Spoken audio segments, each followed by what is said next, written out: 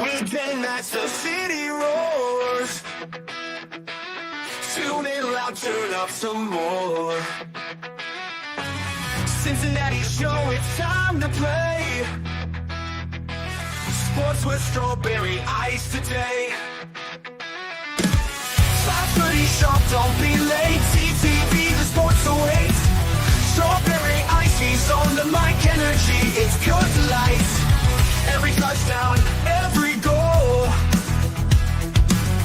Feel the pulse, it's in your soul. Cincinnati heartbeats strong. Strawberry ice will lead the throng. Every touchdown, every goal. Feel the pulse, it's in your soul. Cincinnati heartbeats strong. Strawberry ice will lead the throng. Feel the crowd, it's electric now. Shouting loud, they all know how. CTV got what we crave. Sports with ice, it's waves and waves. Tigers strike and Bengals roar. Every game we want some more. Tune it in and feel the thrill. Strawberry ice, he's giving chills. 5:30 sharp, don't be late. TTV, the sports awaits. Strawberry ice, he's on the mic, energy, it's pure delight.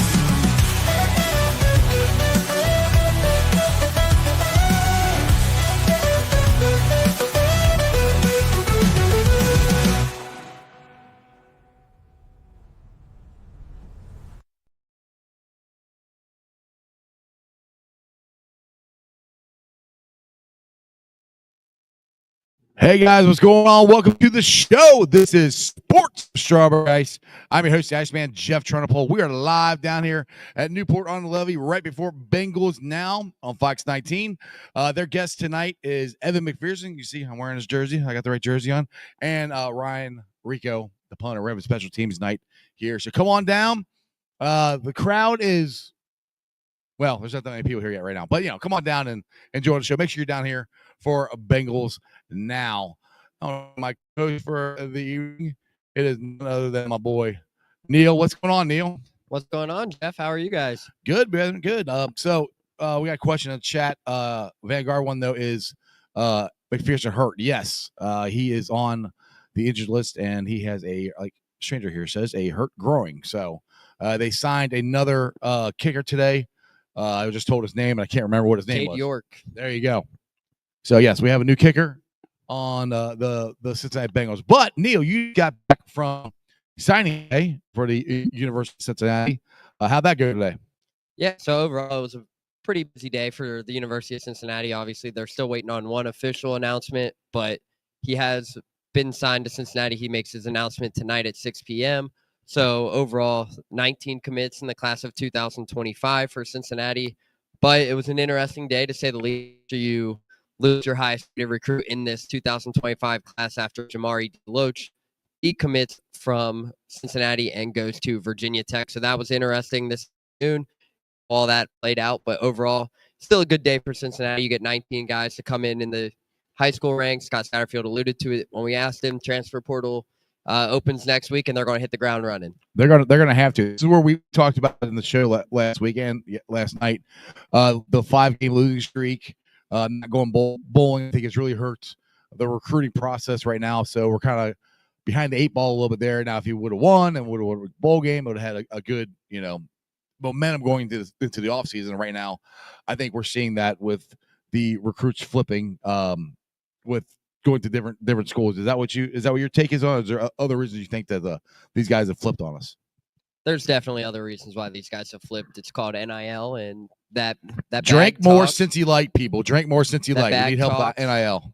Money talks, obviously SEC money talks, and then you got the Big Ten money talks. So money's talking in the NIL right now, but obviously when you have schools like Florida, Georgia, LSU, Michigan, the Power 5 schools or Power 4, whatever it's called now, I'm fairly certain it's Power 4. Whenever those big-time schools come in and offer money at the last minute, obviously it's a decision these young athletes are going to have to make, whether they want to go somewhere and chase a bag or they want to come get the true development that they want right away. And And in this aspect, that they feel like they're very confident in the 19 guys that they have, but obviously they wish they would have been able to keep those guys who flipped. But overall, NIL talks, and that's probably the biggest reason why you see some of those guys leave. Now, any word or do you have a gut feeling on the seniors who or the guys who graduated or the guys who could like talking about the Godfather? Do you think he's definitely gone this year? Or you think he's coming back for another year? Or is there anybody else that might be jumping in the transfer portal or thinking about it that you know of, or any thoughts on that? Yeah, I'm still waiting on what Dante Coleman wants to do. Obviously, we haven't been told any news yet, so that's still something that could be interesting and that plays out and develops over the next few days or even recent weeks. Obviously, with this process, it's going to be something that takes time. But on top of it, I haven't heard any news on Dante Coleman yet on what he will want to do, whether that's test the NFL draft waters or if he wants to return to Cincinnati for his fifth year, actually. So figure out what could go on there. But overall, for Dante Corleone, no news on that front. But then guys like Joe Royer, still no news on that front either. Those were the two guys that did not walk on Saturday in senior day. So overall, there's still a lot to play out right now for those two guys, obviously pending their futures and whatnot. But on top of that, there's no news on that front. But transfer portal, a big addition for Cincinnati late last night around midnight. Jonathan Harder entered transfer portal, and that was a 325 offensive lineman who has seen significant time this season and last season, and was a key depth piece for Cincinnati. I think that is probably your biggest blow for Cincinnati in the transfer portal. Obviously, we talked about Sterling Burkhalter and Kalen Carroll being those two big additions as well. But for Cincinnati, losing a guy like Jonathan Harder is probably your biggest hurt right now. Right. Because Cincinnati, you look at the offensive line, Gavin Gerhardt has a year left to return potentially. Luke Kandra is off to the NFL. He exhausted all of eligibility. DeAndre Buford, out of eligibility. On the outside, you have Philip Wilder, who still has one more year. But outside of that, you're losing most of your offensive line. So that's going to be an area of need for Cincinnati in the transfer portal. But then when you lose a guy like Jonathan Harder, who Cincinnati developed tremendously over the last few years. He came in 2022 at 280 pounds. Ooh. And then when he got to Cincinnati, just in about a year and a half later, he's now up to 325 with Big 12 experience. So nice. That's a huge development there from sources that I've got. Obviously, the portal opens next week, but there's significant interest for Jonathan Harder in the transfer So there's portal. definitely going to be, you're definitely going to have to keep your eyes and ears open to Neil on the portal opening up because he's going to have to hit it big time this year. I mean, big gesture, I think.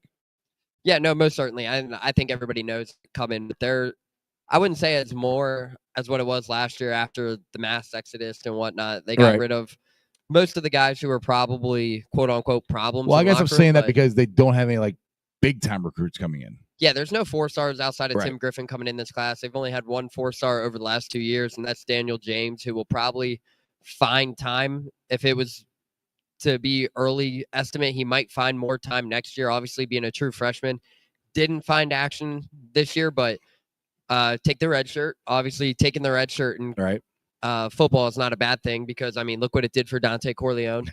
But overall, if you don't find action, you can play in 4 games and get before you can redshirt. So overall, I think him taking that redshirt experience, I mean, top 250 kid, blazing track speed. There was a reason why Cincinnati was high on him. Right. But I think definitely that is a guy who could step in for Cincinnati. But on top of it, they're going to have to hit the portal hard. Yes. I mean, especially at the offensive line position and the wide receiver position. Because, I mean, and defense. Most importantly, the offensive line and wide receiver. If you had to ask me, Zach Grant, we talked to him, general manager of the Bearcats, not even an hour ago. He said that they are looking to really hit the wide receivers and the defensive back offensive linemen. That's going to be their 3 areas of need because you look at the defensive line. I'm sorry, this defensive line looked a lot different heading into the season before all the injuries because people forget that they landed a guy in George Gums, who's now at Florida, for those who remember him, and he is balling at Florida right now. I think he was close to 60 tackles, 7.5 tackles for loss, a couple sacks. Imagine him on the outside there with Michael Coleman, who tore his Achilles, so he was out the whole year, and then pair him with Dante Corleone and Eric Phillips there on the front. That was what Cincinnati's defensive line was looking Should have looked like.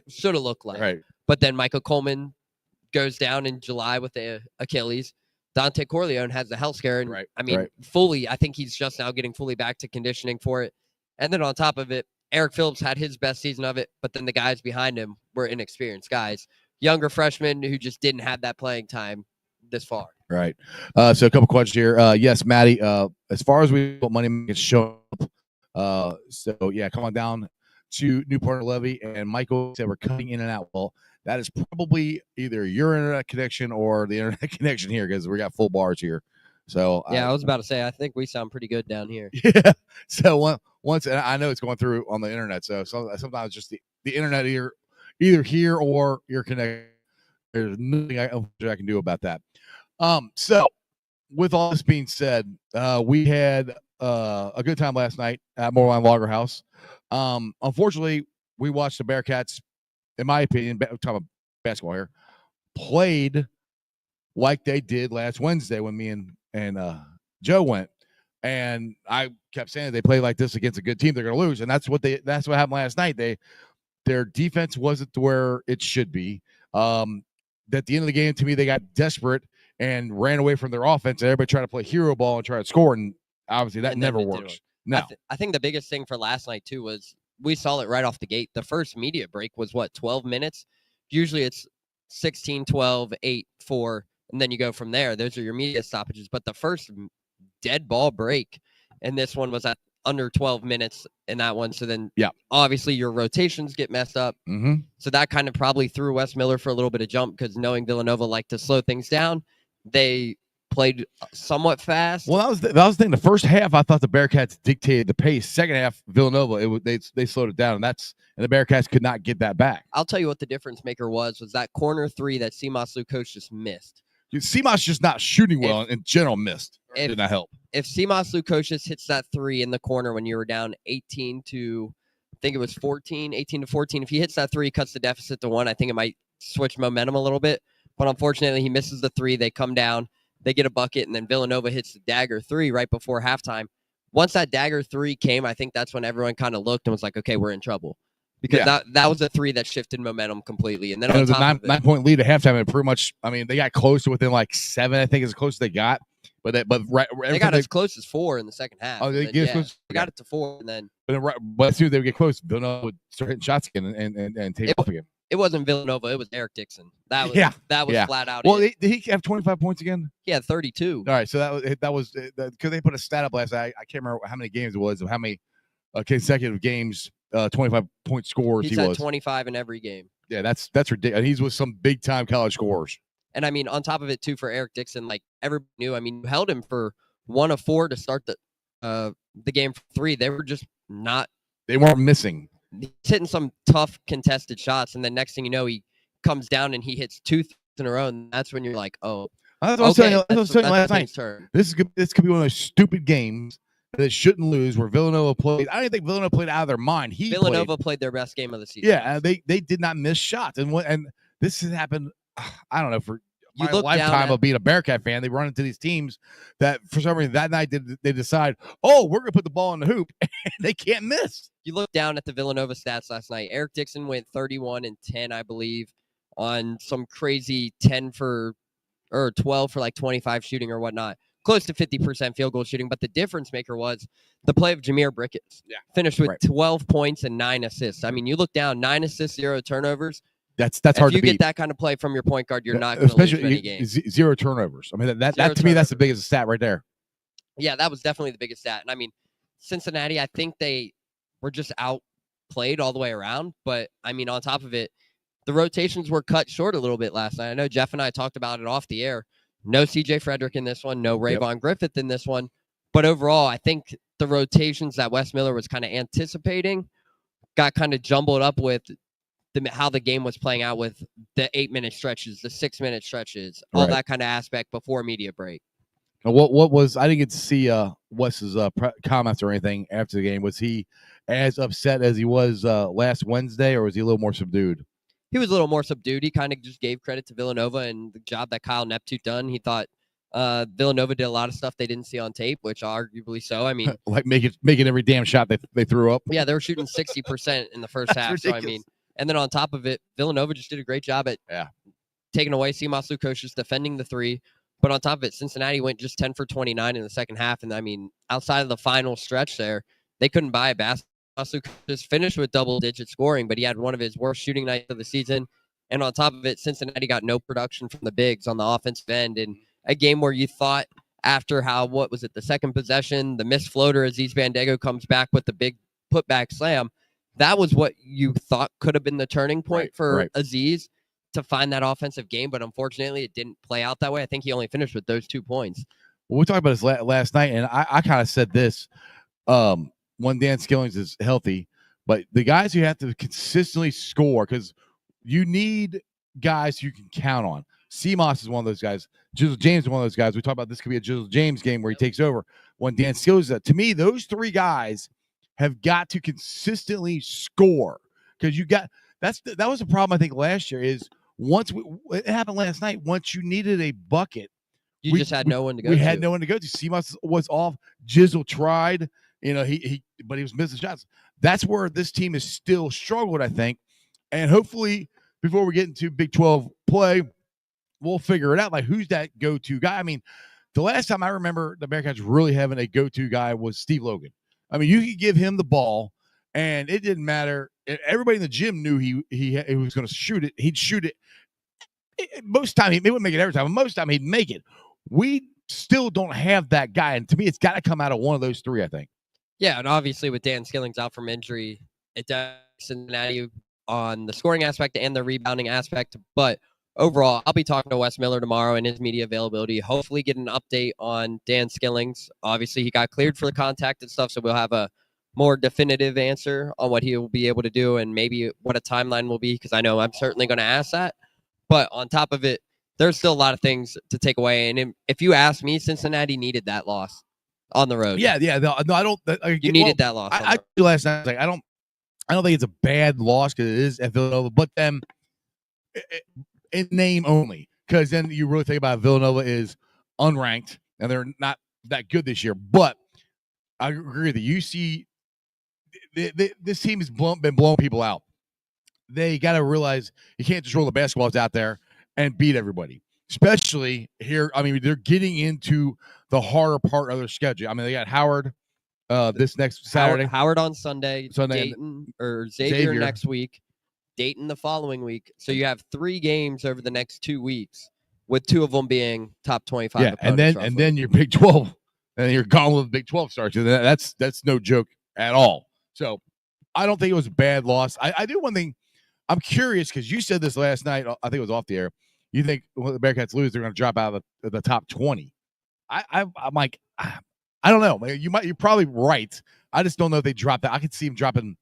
What were they? 16. So I can see them dropping. They were 14 last night. 14. I can see them drop that like maybe 18, 19. It could be 18 or 19, but it also depends on the gauntlet of games tonight. Obviously, you look down at the schedule. Right. You have Duke versus Auburn. You have Iowa State versus Marquette. So there's a lot of good games there where 2 top teams are going to go down. But overall, it's going to be interesting to see where they sit next Monday. Now it's going to be interesting to see how they respond versus Howard. If they come out and they blow the gates off of Howard, which they better, they should. They're not going to have Seth Towns back for his 10th year of eligibility, pulling up from 40 feet away, and the camera's not catching the game time shot. But overall, on top of it, I think this is a game where Cincinnati comes back and bounces it back to it. Obviously, they were off practice today. Cincinnati was off practice. They didn't even get back in town until today. So on top of that, they stayed in Philly last night? They stayed in Philly last night. They got back at about 10:30, 10:55 this morning. So then on top of that aspect, they were off today. They're going to be off tomorrow from what it sounds like. We'll have media availability, but practice will be closed, so I won't be able to be there. Or they might practice tomorrow, but it just won't be open to us. So on top of that, you have Friday, you have Saturday.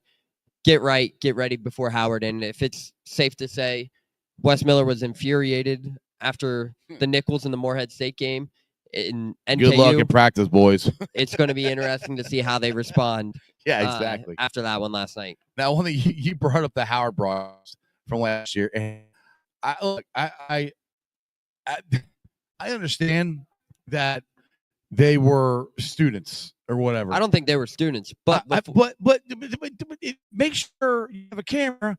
You have that you're not going to be blocked by the freaking basketball hoop.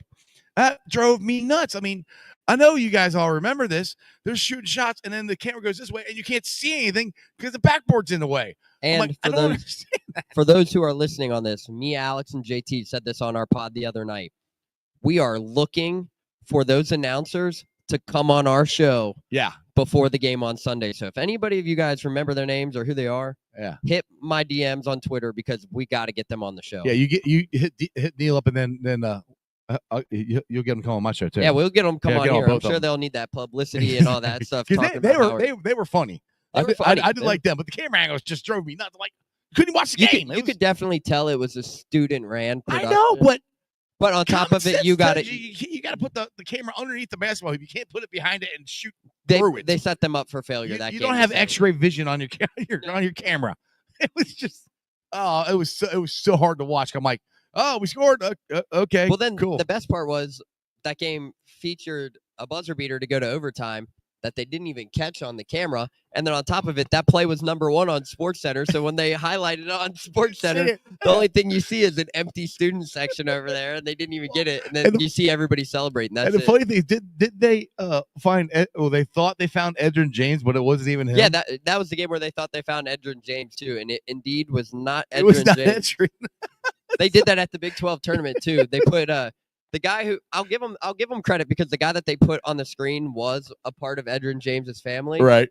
But if they would have slid the camera a little bit more to the left or right, he's right there. A little bit to the left, about 2 seats over, that was the real Edgerrin James. We had the fake Edgerrin James and then the real Edgerrin James. And then the person that they got on was not Edgerrin James. So they should have went over and tried to interview that guy. That would have just made it wouldn't have gone over well. It wouldn't have gone over well. But which is also crazy because Edgerrin James is at basically every home game.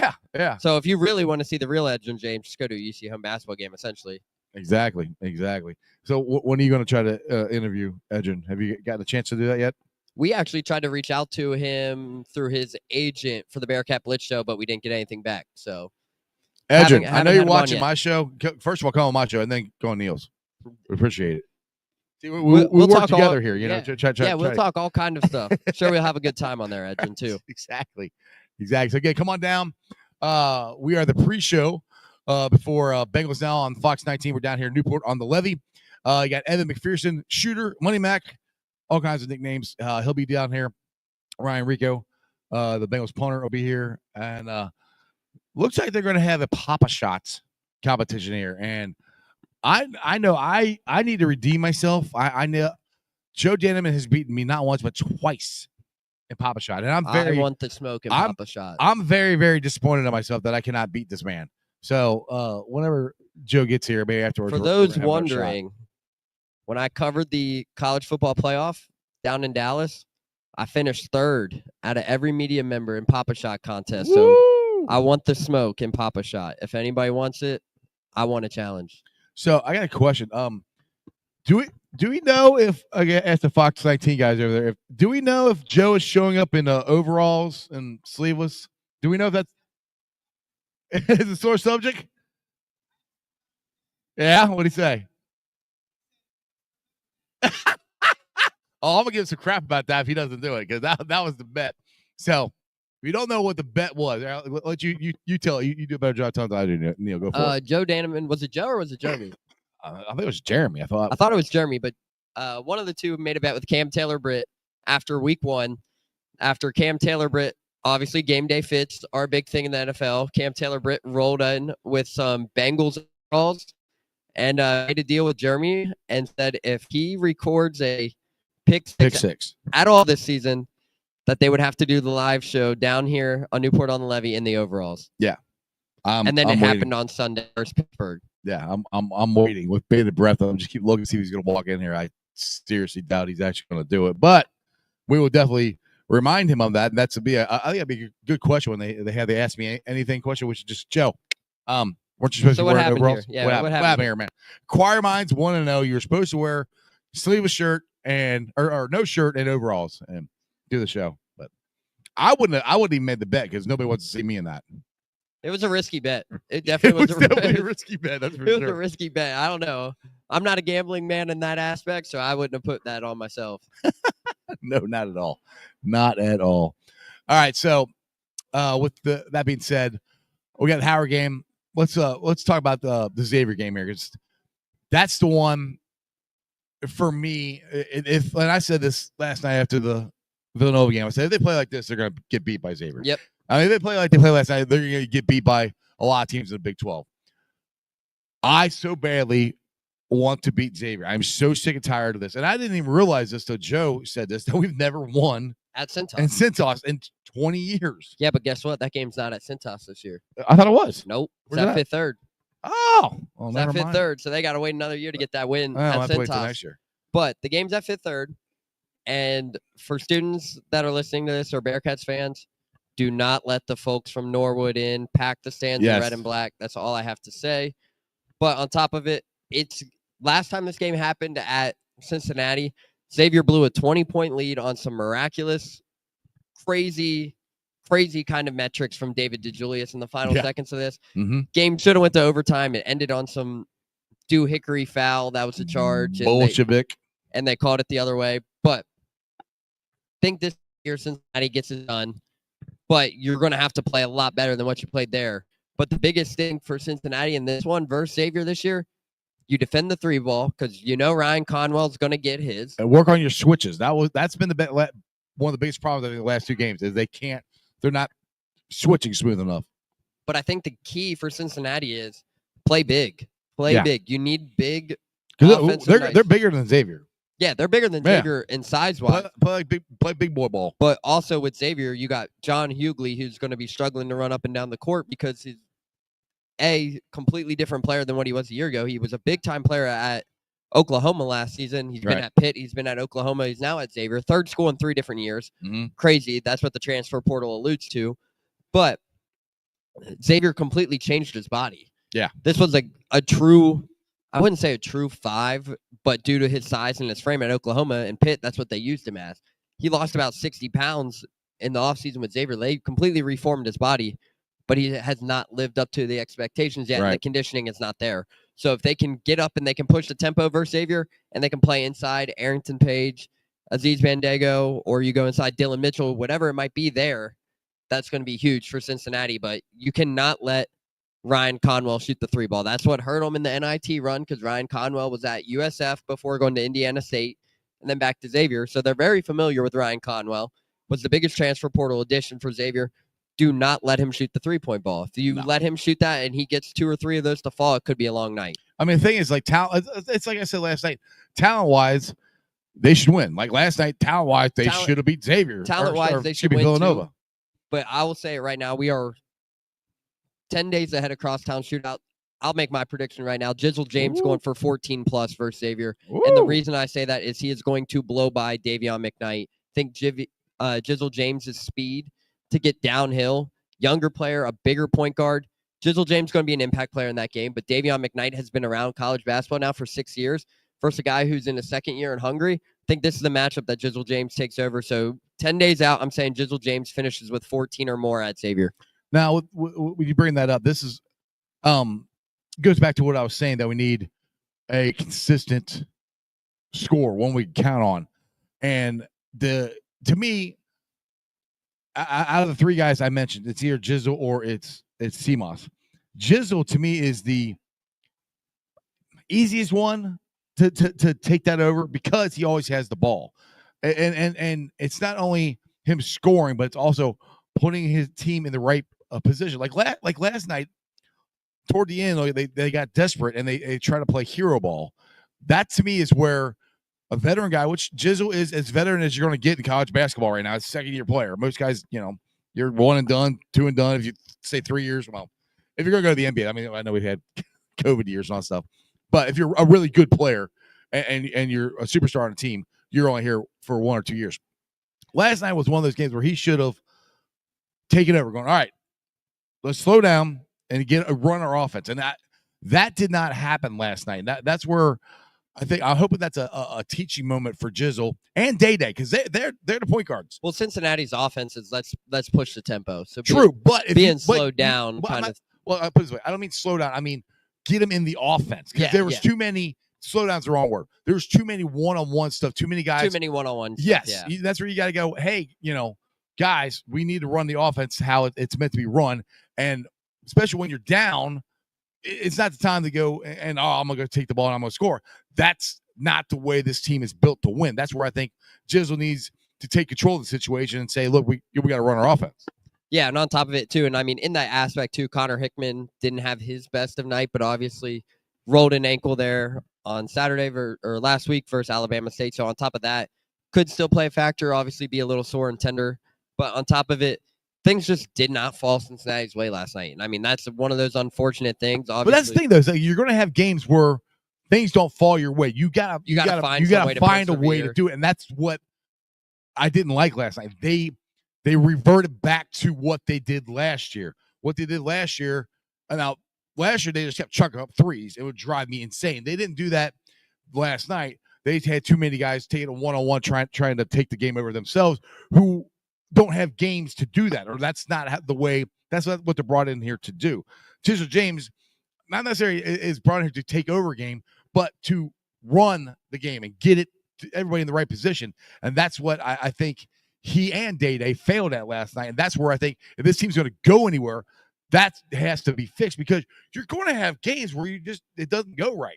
Yep. It's just basketball. That's the way it is.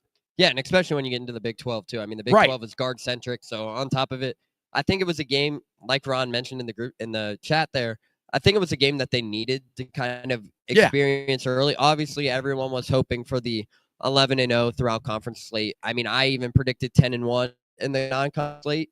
But on top of it, now whatever happens out of Xavier, you get that early loss there versus a struggling Villanova team. It's going to be interesting to see. It should be a wake-up call. It should be a wake-up call. It's going to be interesting to see how they respond. I think if it's Wes Miller, I think they respond in the right way. I really do. I know he's going to get the guys right heading into Howard. It's going to be interesting, but on top of it, this could be a Howard team that contends for a conference title, or it could be a Howard team that might be overranked and Cincinnati blows the gates off of them. But overall, they're going to need to find some sort of rhythm stemming from this Howard game, because you look at the non-conference slate, you have Xavier next, Dayton next, Grambling State, Kansas State, Big 12 opener. Big 12 starts. That's the gauntlet right there, and that's where you need to have these kinks mostly figured out, because you get into Big 12, because these Big 12 teams are going to make you do what you don't want to do. That's just what, I mean, the nature of the beast, and that's where this team has got to figure out how to push their will, push the tempo. That's the other thing that Villanova did last night in the second half, is they slowed it down. And in the first half, they weren't. It was at UC's tempo, and that's where I thought, like, all right, we still got our own tempo. I think we're gonna pull this out. But after we got off the show and I really got to actually watch the game, it was Villanova walking the ball up the court, and it was a slow down ball tempo. Pressure whatsoever. And no ball. Yeah, no, it wasn't. UC wasn't. What UC should do is make them adjust to UC, not UC adjust to them. And I think UC adjusted to Villanova last night, and that's what can't happen when you play better teams like that. No, yeah, most certainly. And I don't think you want to kind of just allow the other teams to dictate what you want to do. But on top of it, it's going to be interesting. And I know we see Brad's comment here in the chat. We need last year CMOS back for the X game. Throw it up and it goes in for a three. For folks who remember, CMOS did not play versus Xavier last year. Or last year was the first game back versus him. Yeah, he had hit by a car. He had worst shooting night of the season last year. I think he went 1 for 12. So on top of it, we don't need that. I mean, CMOS didn't start really getting CMOS till fully healthy after. Yeah, like last 7-8 games of the season last year. Yeah, he got hit by a car. I mean, which is crazy about. People still ask him about, hey, like, you staying out of the crosswalks? Yeah, exactly. Guys, I'm sure he's using the crosswalks.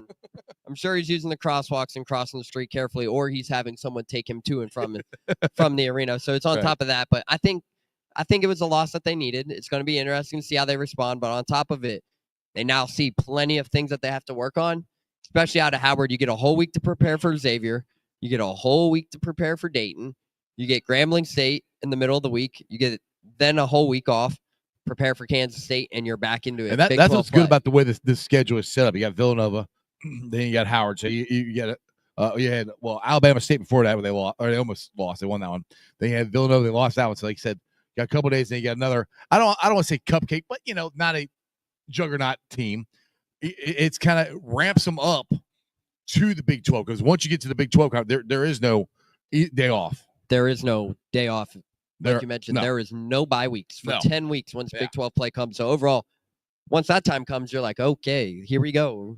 Let's tie our shoes up a little bit tighter this time and let's get to it. But on top of it, they're going to have to be ready for Big 12 play because you start off with Kansas State at Kansas State. Obviously, this is a Kansas State team that lost a lot of time, that relied heavily in the transfer portal. And I mean, when I say heavily, they paid a guy $2 million transfer portal. Who?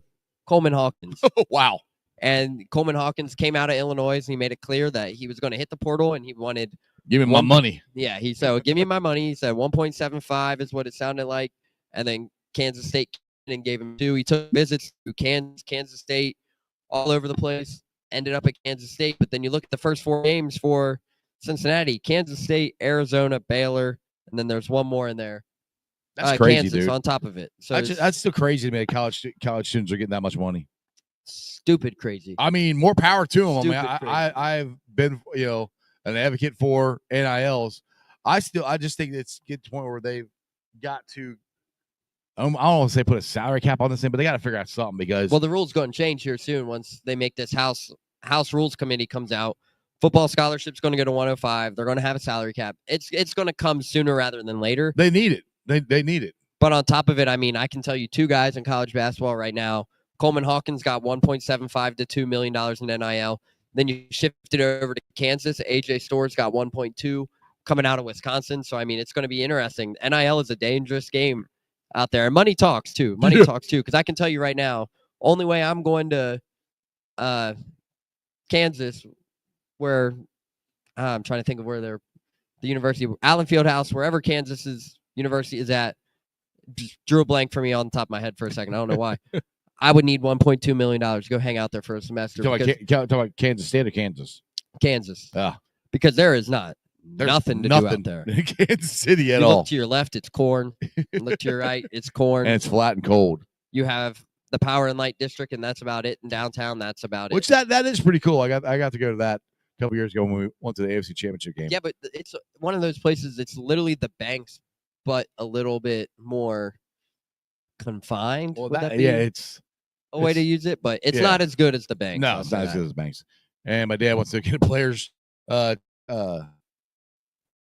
portal during the season. No, only if there's a sticky situation like you got where a coach leaves, like the Virginia aspect, or you have a coach get fired, something like that. Then that's when that 30-day transfer portal window opens up to where they can go one. That's only like at the beginning of the season. Yeah, though, right? It's only at the beginning of the season. But right now, they cannot transfer and then be eligible for immediate team. If they want to hit the right now, they're not happy with it. Hit the portal, they would have to sit out the rest of the year. They would lose a year of eligibility, or they would have to fight for a red shirt or whatever it might be, then go on to their new respected team. So, with that being said, I know you mentioned something last night before we went on the air, and I wanted to bring it up last night. So the Chicago Bears, I know this is a Cincinnati podcast, but Chicago Bears fired their coach, Marcus. And I know that Bearcat fans would love Marcus Freeman or Fick to come back, but there's a chance he might be going to the Bears, you think? Or that's the rumor anyway, right? His name's linked to the Bears job, but I mean, if it's me and I'm Marcus, I'm definitely considering it, because I mean, you look at what they have up there, they're not far off. They just had an awful coach in Matt Eberflus who could not manage a game to save his life.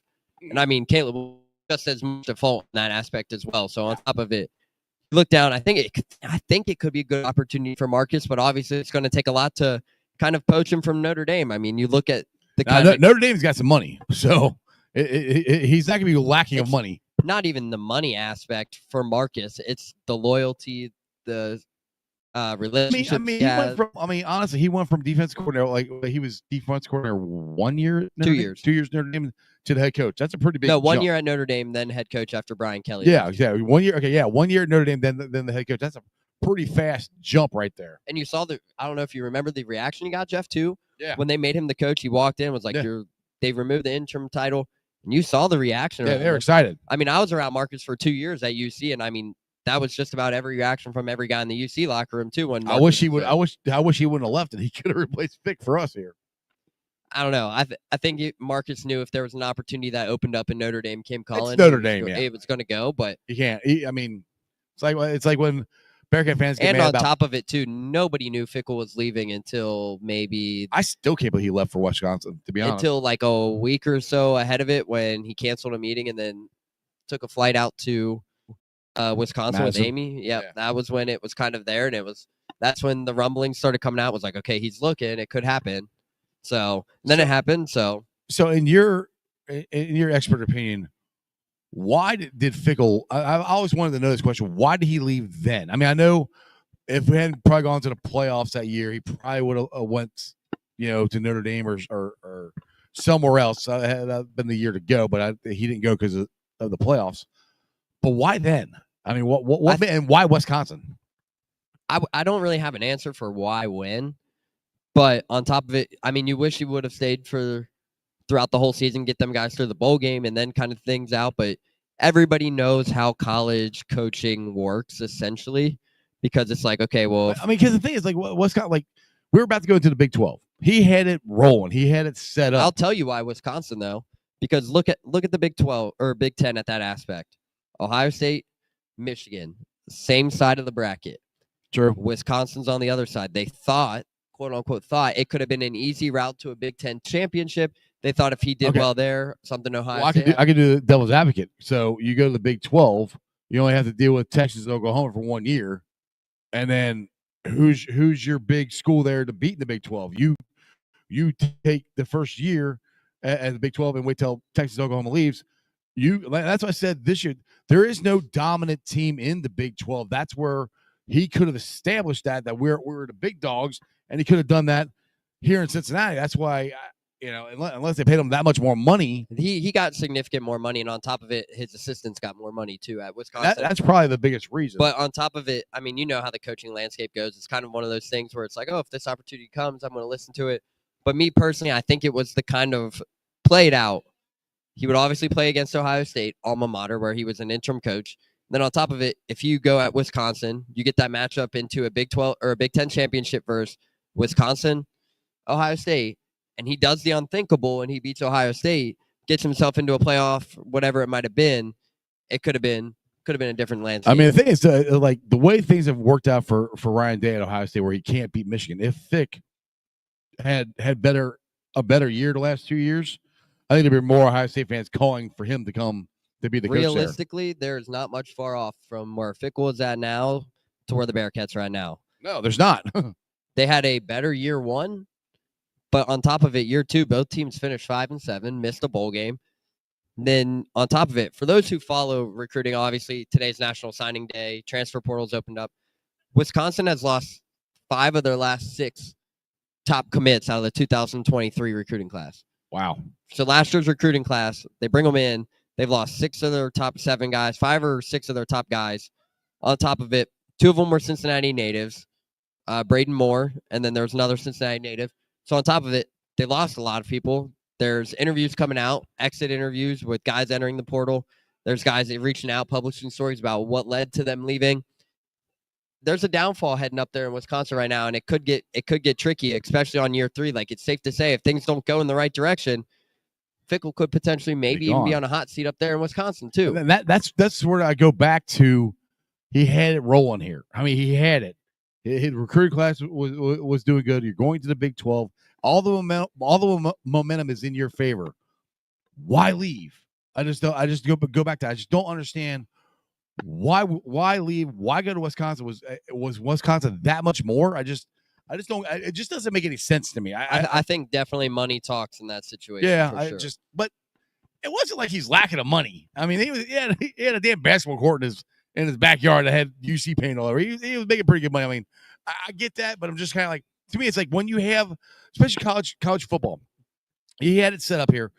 Go to the Big 12. You could come in, theoretically, you come in and you could be the big dog in the Big 12, where you could create a legacy for yourself of establishing UC as the big conference or big football team in the Big 12 because of the teams that were leaving. To me, you're not getting that in Wisconsin. No. You're not getting that in Wisconsin. Not. You could become a legend here and get paid. So that's what I'm like, why did it happen? Something happened. It was a mass exodus once he left. Yes. Obviously, a lot of players went with him. But on top of it, the biggest loss for Cincinnati of guys who went to Wisconsin, Jake Renfro up front, Joe Huber up front, Will Pauling as your slot receiver. Those have been the three big booms that Cincinnati had that followed Luke Fickell up there. Obviously, Jake Renfro's been battling injuries for the last 2 years. Battled a knee, he battled a groin this year, and then he battled a labrum, one of the two. And then on top of it, Joe Huber went from walk-on to a Big 12 all-first team this year. Or not Big 12, Big 10 all-first team. Right. Will Pauling turned into one of the best slot receivers in the Big 10 as well. And if Will Pauling was still in the system for Scott Satterfield, the air game would have been opened up for Cincinnati, in my opinion. So he would have been fun to cover here at Cincinnati. It was a great time when he was here. But on top of it, I mean, most of the guys that he took up there with him didn't hit. He brought back Jaheim Thomas out of Arkansas. I mean, good addition, big physical guy. But then again, he's on his third school in 3 years. So overall, I mean, it was just one of those situations where like things aren't starting to kind of play out. And on top of it, Wisconsin struggles, to say the least, comes directly from the quarterback play. They have not had a good quarterback ever since Fickell has been there. Well, I mean, Russell Wilson. Wisconsin, yeah. Well, yeah, his last year was at Wisconsin. Well, yeah, since Fickell's been up there, they had 28-year-old Tyler Van Dyke. This year they had Braden Locke, who was awful. And then on top of it, they had no one behind him. So, I mean, they haven't had a good quarterback up there, and it's not what Fickell was used to, because here he had the luxury of Desmond Ridder. So, on top of it, he had playmakers all around him. And maybe that might be the... And I'll say this, too, about Fickell and the Wisconsin staff. Look at his running backs the last 2 years. I won't go into depth on it. Look at them and look where some are at now, and then ask them what they thought of that scheme up there in Wisconsin. And what I think too is it could be the quarterback play. Here you see he lost Desmond, and then Prater he was supposed to be the next coming, and then he couldn't beat out Ben Bryant. Right. So that's the thing. It's like, well, they made Fix like, well, the guy I thought was going to be the next quarterback, our next future quarterback and next stud isn't that guy. Well, maybe I could just jump over. I just might as well just leave and jump over there. I don't know. I'll just keep going back because I can almost defend Brian Kelly leaving to go to Notre Dame more than I could defend Fickell leaving and go to Wisconsin. The reason why that makes sense. This one just doesn't to me. The reason why Evan Prater never worked out as quarterback was because there was an injury and he didn't want to get the surgery on it. So they were like, we can move you positions because how's that worked out? Because Evan wanted to be on the field because the surgery would have kept him out for a whole year. So on top of it, he was like, I would just rather want to be on the field. I'll do whatever it takes to get me on the field. And then things didn't quite play out in his favor. But on top of it, Wisconsin hasn't had a quarterback. And on top of it, you ask Braylon Allen and Chaz Musari about the run offense up there. Braylon Allen has been very vocal about it on Twitter. So if you can just scroll his Twitter and you will see what happened. And Luke Fickell came out today in a press conference and all that and said they were going to a pro-style offense. Luke Fickell has never had a pro-style offense in the last 7 years. Think about it. He loves running the ball. That's where I'm like, he does not love running the ball. That's what I was referencing because Braylon Allen came out and said there's a reason why I opted out of the bowl game and I didn't come back. Who's going to be the OC there? They're still set to hire one. So he's going to run a pro-style offense, but he doesn't have an OC yet. They didn't have an OC for the last 3 games. Yeah, they fired Phil Longo, so they haven't had an OC for the last 3 games. So you're saying he's desperate. I got a couple questions here. My dad wants to know which teams are in the Big 12 championship. I know it's Colorado and Colorado didn't get it. It's Arizona State versus Iowa State. I thought Colorado got in. Nope. Nope. All right. Iowa State came through and won the tiebreaker odds. So really, Arizona State versus Iowa State this Saturday at noon. And I'm going to tell you right now, it's going to be a low-scoring game, but it's going to be in favor of Arizona State. Cam Scatabo, 110 yards, 2 touchdowns. Can you believe that Arizona State's one of the teams we actually beat? Now they're in the Big 12 championship game. Yeah, well, they also had Jeff Sims at their quarterback when we played them, too. So, I mean, they didn't have their true quarterback. Cam Scatabo was also banged up. On top of it, that was a huge win for Cincinnati. That could have been the win you should build momentum on. But it should have been. But on top of it, I mean, Arizona State, you got to give props to Kenny Dillingham because if I'm a young recruit right now, I hate to say it, I'm giving Arizona State a look just because of the juice that Kenny Dillingham brings. He's the youngest coach in all of college football, 34 years old. Mm-hmm. He took over a program at 33 that went 3-9. Woo. 34 in year 2. Look where they're at. If they win the Big 12 championship game on Saturday, what does that get them? A college football playoff berth in year 2. That's huge. That's huge. That's what I was hoping. And I'm rooting for those two. Obviously, I cover UC. I grew a great relationship with Shimon Mateer, his family, and then Well, the Justin thing is, Watley and you his want the family Big as 12 well. to do good to represent the conference. I mean, you do want that. Yeah, you do want that, but on top of it, I mean, Iowa State's known for their defense. It's going to be a high-powered scoring game. Or I wouldn't say high-powered. It's going to be a low-scoring game. It's going to be both defenses going at each other. But Cam Scatterbo, he got snubbed. He should have been in Heisman contention talks. He is that good that he should have been in contention for a Heisman. Obviously, everyone's focused on Travis Hunter, Ashton Gianti, Shedeur Sanders, or whatnot, but Cam Scatterbo should have been top 6 in that conversation as well. So, who, in your opinion, who gets the Heisman, or who should get it? What Ashton Gianti is doing is unheard of. He's the one at Boise State, right? Boise State running back, 29 touchdowns. That's where I'm at. 2,400 yards rushing. But realistically, he has played one Power 5 team. That's the problem right there. One Power 5 defense. I mean, yet he did torch Oregon's defense. I'll give him that. But guys, what Travis Hunter is doing right now is physically unheard of.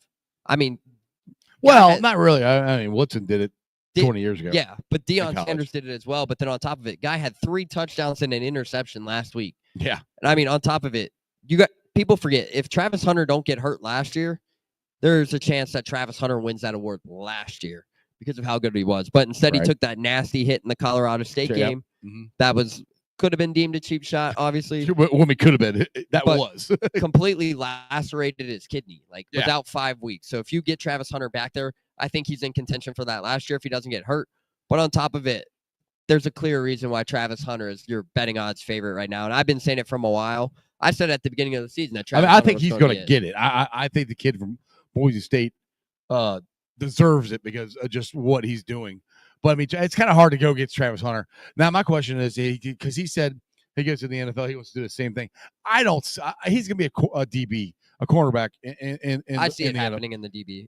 I think he might be. He might get some snaps at wide receiver, but he's not gonna. It's not gonna be anything like it is at college right now. He's not gonna get that many snaps. I think he will. I think he will. Like the kid you think so? Yes. In the NFL? Yes. The kid is it's the NFL, dude. That's a whole other animal. Full-on football junkie. Like if you watch his live streams and stuff, which I'm not sure if you have, Jeff. I have not. This guy does not leave his house. Like does not party, does not go out. Like he would rather just be alone with his fiance, streaming, playing video games, out fishing or whatnot. Like the videos and stuff, like he was always at Coach Sanders' house. Part is Coach Sanders sent all his gear. And then the videos from Travis Hunter is him breaking into Deion's house or his office and stealing his stuff, which I think is funny as can be. I have not seen that. I'll have to check that. A little B&E on his head coach is crazy. I just don't think physically he could hold up in the NFL to do that many snaps offensively and defensively. That many snaps over like a 10-year period might be hard, but there's definitely a good chance he does. Like I said, I think he's going to take some snaps, just not.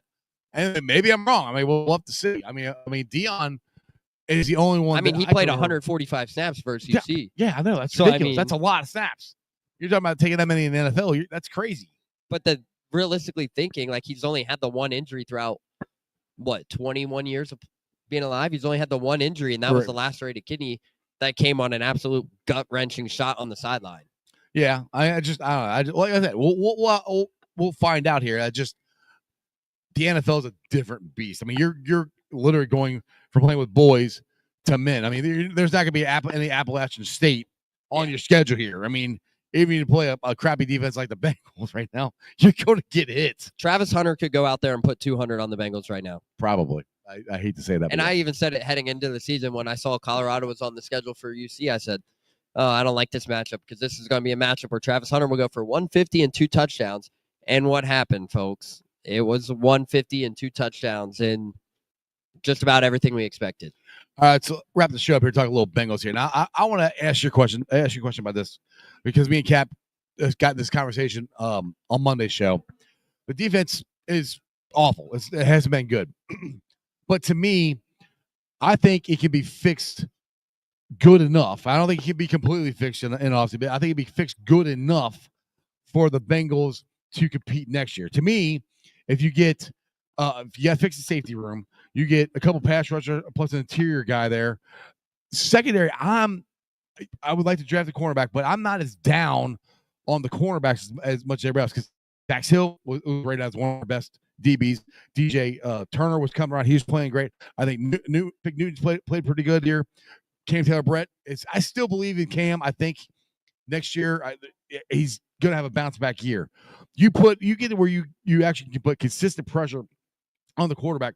That helps your secondary. That's where I'm like, we're not that far away.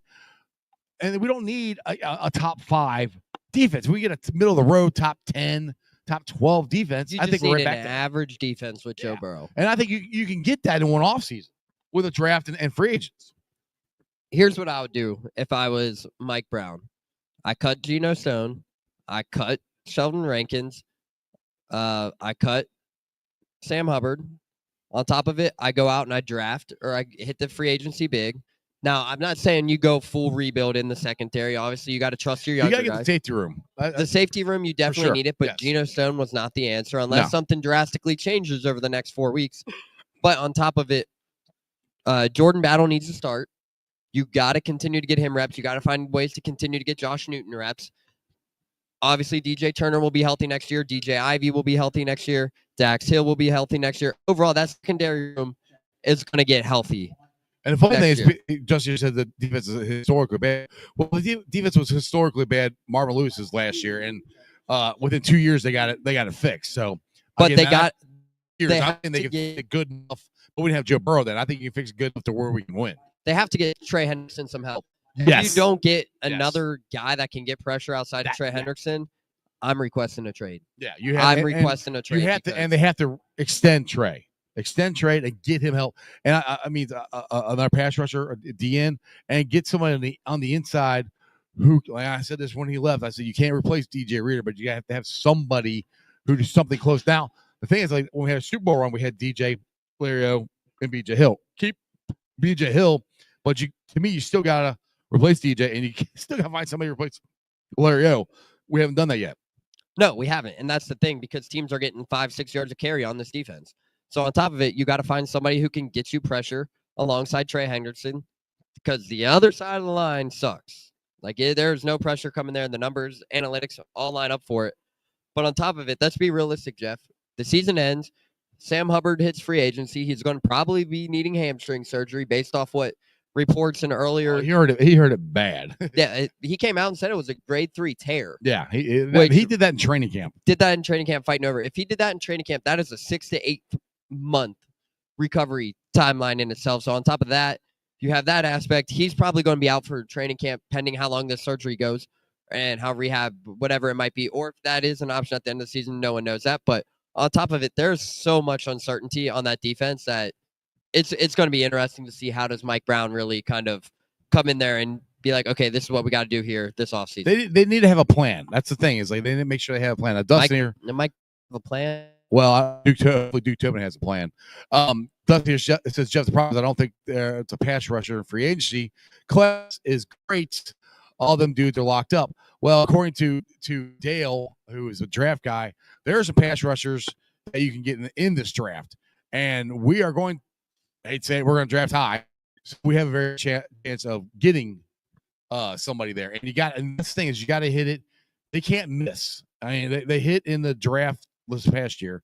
They missed in free agency. They can't miss it all. Turn around quickly. They got to hit on everything. Yep, I'll be right there with you. They got to hit in this draft class. They haven't hit in recent years outside of this last year was good. This last year was good. But outside of that 2021 class, you got Jamar. Who else is in that class? I was going to say year before that was low, because the year they got Joe, they crushed it. It was Joe T, Lamar, and Logan Wilson. Or not Jamar. But after that, Logan they haven't hit anything in the draft Evan yet Pearson at all. was on the one with Chase, I think, or the year before that. I have to go back. Like, dude, the years run together for me. I can't remember offhand anymore. But yeah, the drafting hasn't been that great here lately. Now this year, like I said, Mims, Chris Jenkins, Newton. I mean, the list goes on and on. They hit on a lot of them this year, so that gives me hope that they can do it again. Yeah, they definitely did, but it's going to be interesting to see if they hit on it here in this draft season. It's going to be interesting, but most certainly, Bengals, if you're drafting in the top 10, make sure you do your due diligence and hit on a pick real quick. Uh-oh, here he comes. And neither one of them have overalls on. I'm very disappointed. They're not listening. Cam got a pick six. Neither one of you have overalls on. That wasn't the point. You're supposed to wear it anyway.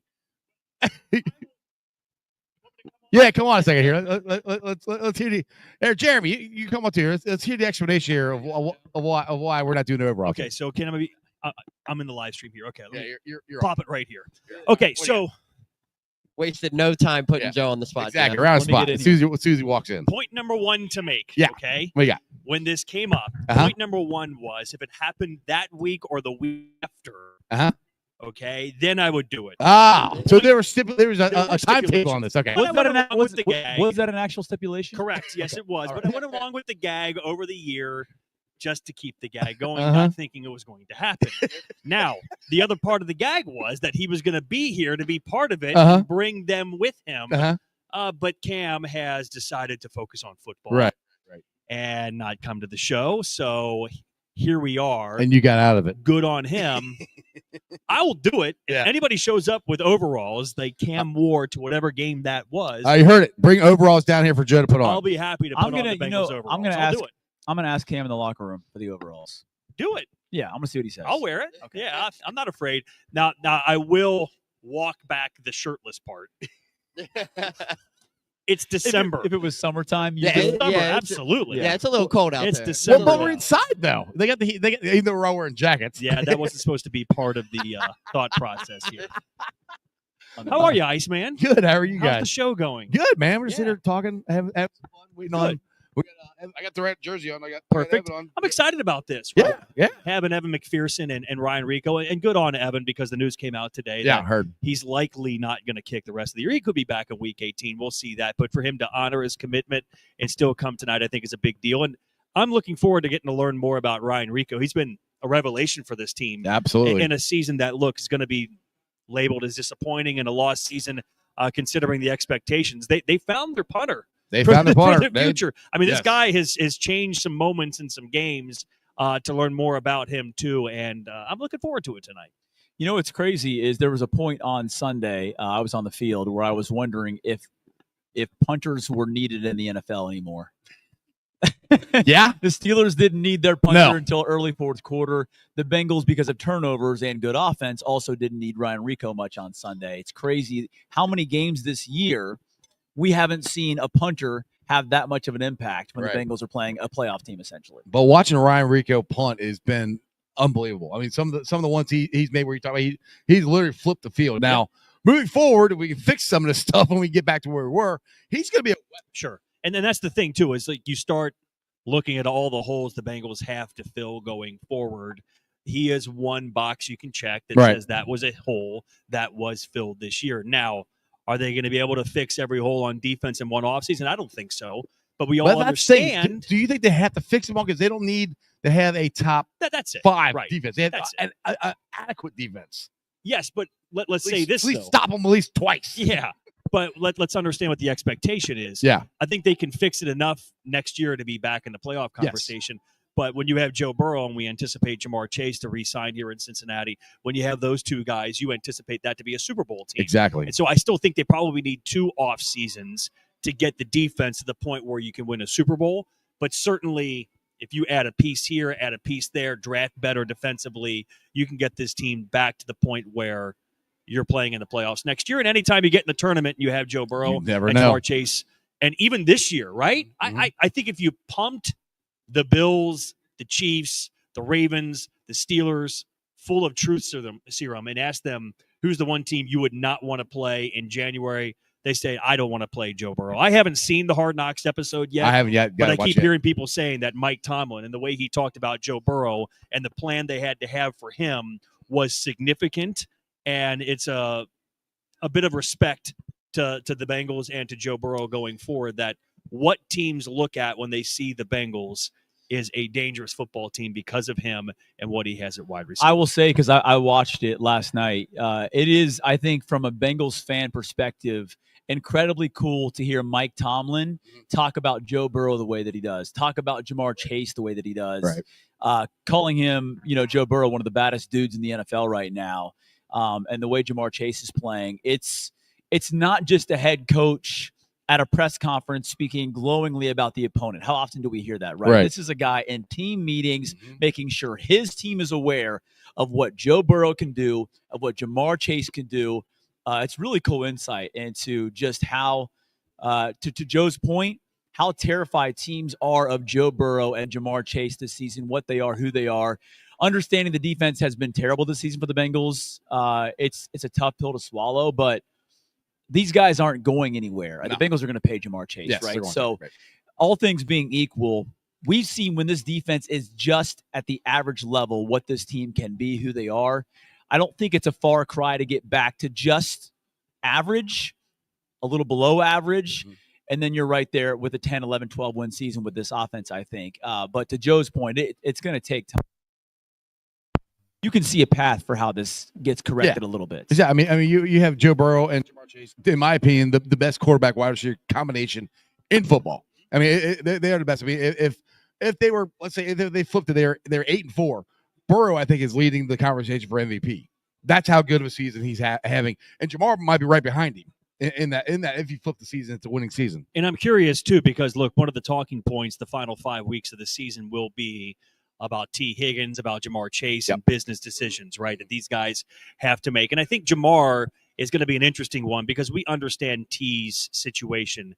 And if the team is eliminated from the playoffs and they're this close to that happening, you have to understand where he's coming from in his future. So we'll see what decision he makes. Now, Jamar is different because Jamar is going for something that's never been done in Cincinnati Bengals history, and that's Triple Crown and setting team records of getting 1,500 yards, of breaking Carl Pickens' 17 touchdowns in one season record. So there's a lot to play for him. So that's going to be fascinating to me the final 5 weeks once this season is officially eliminated from the playoffs with T. Higgins and Jamar Chase and business decisions going forward, because even though we all anticipate Jamar will get paid by the Bengals, and the Bengals have lined up what they have to do to make sure he does get paid here in Cincinnati, he hasn't been paid yet. Not yet. And that's something you have to consider. I'm giving him a blank check. Truck to needing to after this season. And that's the other part that's of this, what was so stupid about why they're signing, because that's it's going to cost them more money. It's going to cost them more money, and that's the Bengals fumbling on that one. Exactly. He's going to set the market. I mean, no doubt about it. I was talking to his dad about this last night at a charity event for Jamar Chase. And by the way, that was awesome last night. Watching him do that, the whole thing was cool. Watching the kid's face light up, it was neat. It was and cool. Jamar is so great about it. He was there for almost 2 hours. His mom and dad were there. His son was there as well, Jamar's son. But talking with his dad, he said, "I'm so proud of Jamar because this was, to me, the first time in his career he's really shown how much of a pro he is, because when you go through that first contract negotiation, when you kind of get stiff-armed in some ways by an organization, who are you going to be? Are you going to show up, be the same guy?" And he has raised his level of play. And to y'all's point, he's certainly going to get more money because of it. But his dad has been impressed with the way he's played this year based on everything he went through. And now, as Joe talked about as well, he wrote down on his little sticky note that he has on his mirror. This year, he told us 2 things, because he doesn't tell us a lot usually about that. 1,500 yards was the goal, and first-team All-Pro.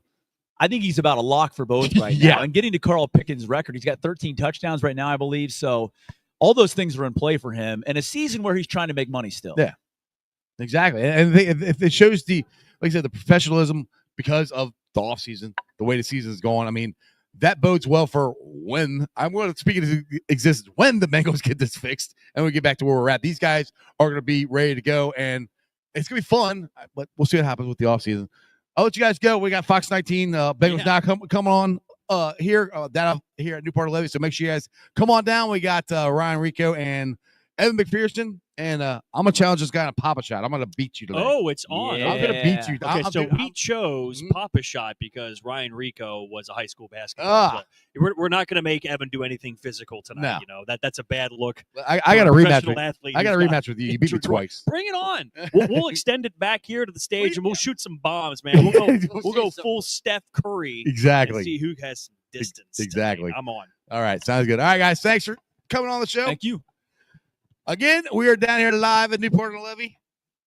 So come on down, Bengals. Now let's get ready to start here at 6 o'clock.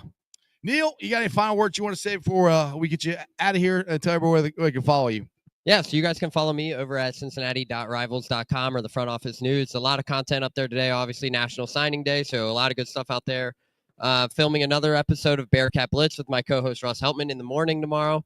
And then we'll hear from Wes Miller as well tomorrow. So a lot of good content coming out. Check us out over at thefrontofficenews.com. You can find me on Twitter at MeyerNeil6 and continue rocking with us over at TFON. There you go. Again, Neil, make sure if you guys are following, you definitely need to follow him for all your University of Cincinnati Bearcats content. He does a great job there. Thanks to all my sponsors. Let me pop them up here real quick before we get the heck out of here. But shout out to Priority Lawn and Landscaping. If you guys need any lawn and landscaping, which I know it's wintertime right now, but you got snow removal, leaf removal, all that, give Priority Lawn and Landscaping a call. Also, check out Midwest Best Barbecue and Creamery right out there, 275 Wards Corner Avenue exit. Get you some delicious chicken wings and some barbecue. Also, shows brought to you by Meyer Windows and Doors. Check them out at www.meyercincinnati.com for all your window and door needs. Also, my West Side peeps, go check out Hail Mary is your ticket to the game. They got big ass TV screen, beer specials, food trucks. It's an awesome, awesome time. And I'll be live back here again next Wednesday with the Fox 19 crew. So come on down early and you can hear me and Neil talk, and Jeremy and Joe show up and give their content when they're here. Also, Friday nights, I will be at Million Sports Cafe for a live podcast. I think you're going to be, are you going to be there, Neil? I will sure be there. All right, we're going to be there. And we've had some interesting stuff. We had a very interesting, very excited Josh last week. Josh was cooked last night or Friday night on the show. So you never know. It's good. It's an interesting show down there. And then a live show at Moreland Lager House each and every Tuesday from 6 to 8. So we got a lot of stuff going on. Make sure you guys check it out. Oh, yeah. One more thing. We got one more Mercedes-Benz at Fort Mitchell at Moreland Lager House. Pre-game experience. One more tailgate here. Best deal in the banks. Open bar. Open buffet. $5. Get your tickets at Moreland Lager House websites and all my social media platforms. Other than that, then you're ready for Bengals down. I'm going to get the heck out of here. And it's just sports, baby. See ya! Weekend nights, the city roars. Tune in loud, turn up some more. Cincinnati show, it's time to play. Sports with strawberry ice today. 5:30 sharp, don't be late. TTV, the sports awaits. Strawberry ice, he's on the mic, energy, it's pure delight. Every touchdown, every goal. Feel the pulse, it's in your soul. Cincinnati heartbeats strong. Strawberry ice will lead the throng. Every touchdown, every goal. Feel the pulse that's in your soul. Cincinnati heartbeats strong. Strawberry ice will lead the throng. Feel the crowd, it's electric now. Shouting loud, they all know how. The CTV got what we crave. Sports with ice, it's waves and waves. Tigers strike and Bengals roar. Every game we want some more. Tune it in and feel the thrill. Strawberry ice, he's giving chills. 5:30 sharp, don't be late. TTV, the sports awaits. Strawberry ice, he's on the mic, energy, it's pure delight.